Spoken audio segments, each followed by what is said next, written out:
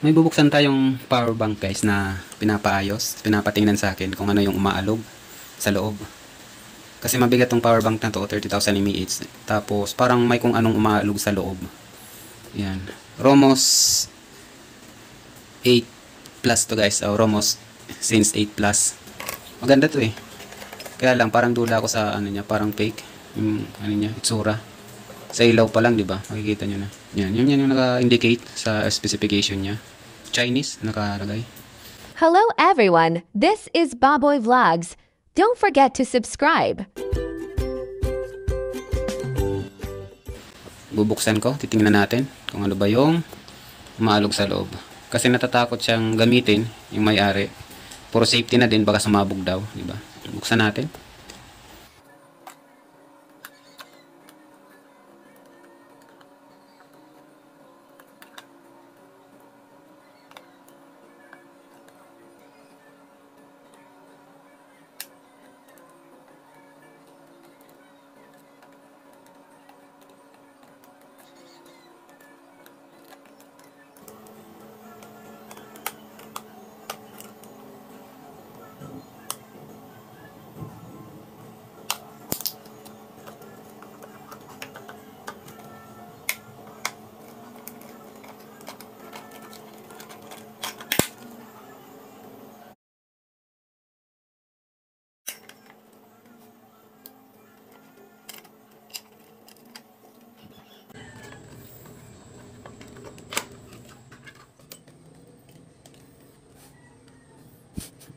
Baka lang laman.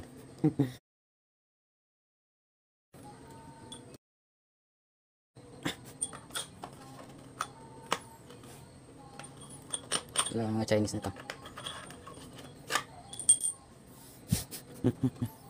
Bakal.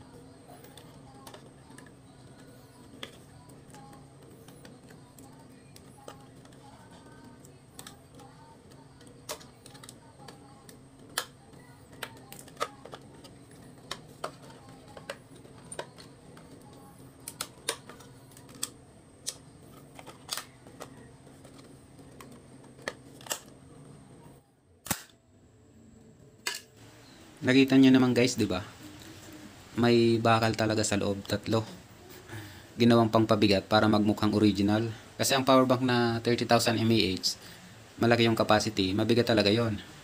Di ba? Ito, pag tinanggal natin, nung tinanggal natin yung bakal, ang gaan na. 7 pieces lang yung cell na battery. Although connected naman, pero hindi talaga to 30,000 mAh. Hindi aabot. Baka isang cellphone lang yung kayang i-full charge nito eh. Di ba? Grabe yung mga manlulokong negosyante, no? Para kumita lang ng pera.